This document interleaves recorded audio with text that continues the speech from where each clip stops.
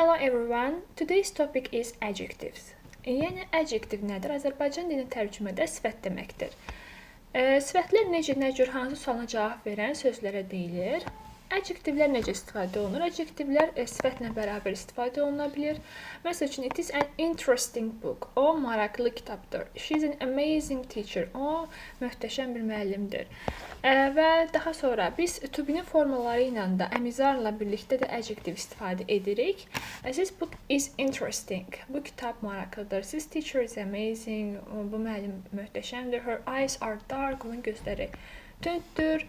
Və daha sonra bilirik ki, biz feillərin yanında zərf istifadə olunur. Yəni, zərf və feil bunlar ayrılmaz ikilidirlər. Sifətlə də isim. Lakin bu sözlərə diqqət edin. Feel, look, smell, sound, taste. Baxın, burada duyğu üzvləri də var. Deməli, feel hiss etmək, look baxmaq, smell qoxunu hiss etmək, yəni sound səslənmək, taste də dadmaq deməkdir. İndi burada görürsünüz, deyir ki, your idea sounds interesting. Mən burada zərf yox, sifət istifadə etmişəm. Yəni, zərfləri əslində biz necə ly ilə düzəldirik də. Yəni. Amma sırf bu sözlərlə biz adjective istifadə eləməliyik. Deyir, sən ideyan maraqlı səslənir.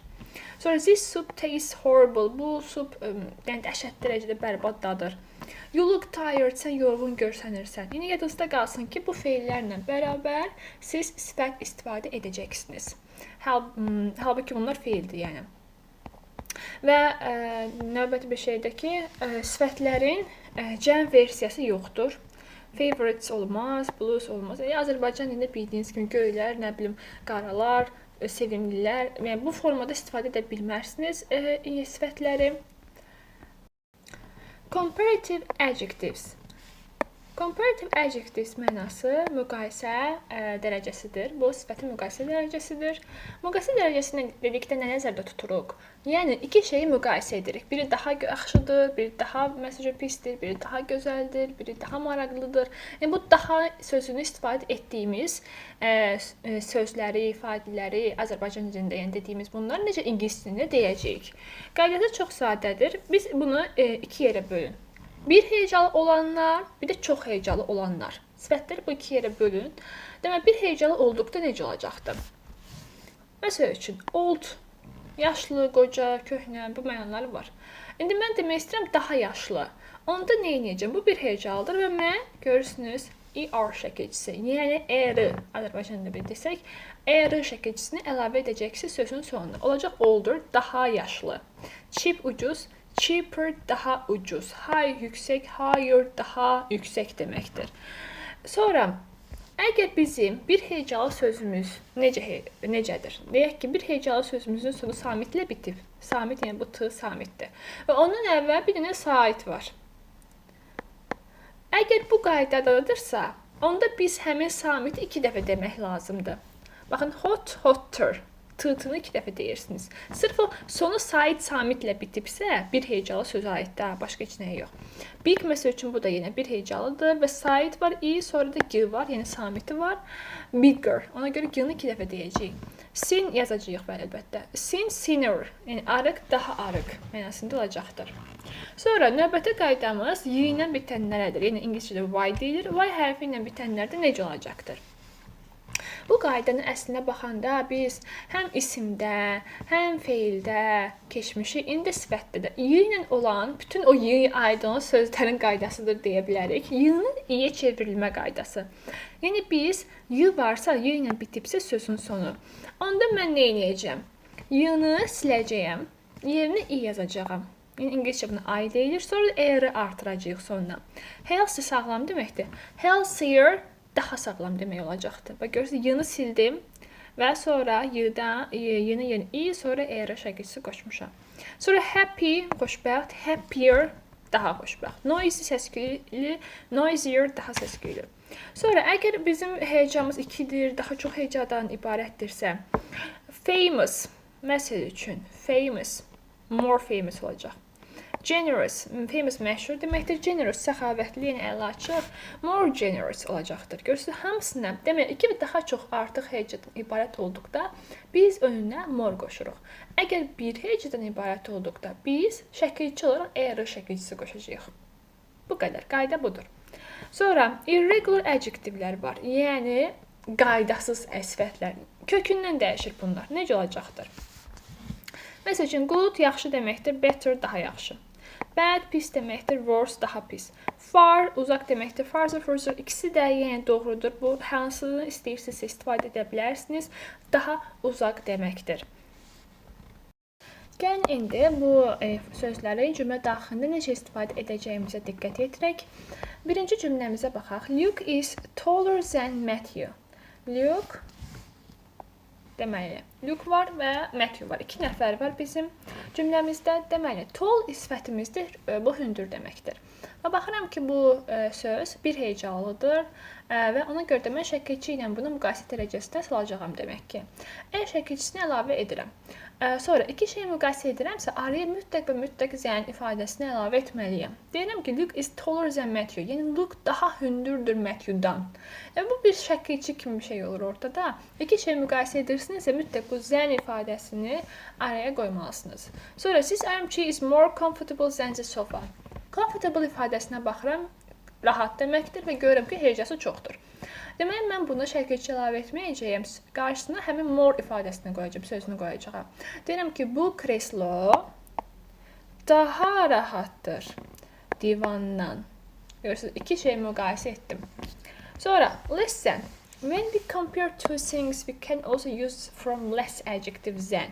Yəni, daha az. Məsələn, deyir ki, Peter is less popular than Martha. Deyir ki, Peter daha az populyardır Marta'dan. Less burada daha az mənasındadır. Sonra yəni bu ifadəyə baxaq. Zənmi. Görürsünüz, zəndən sonra da object pronounlardan istifadə edə bilərik.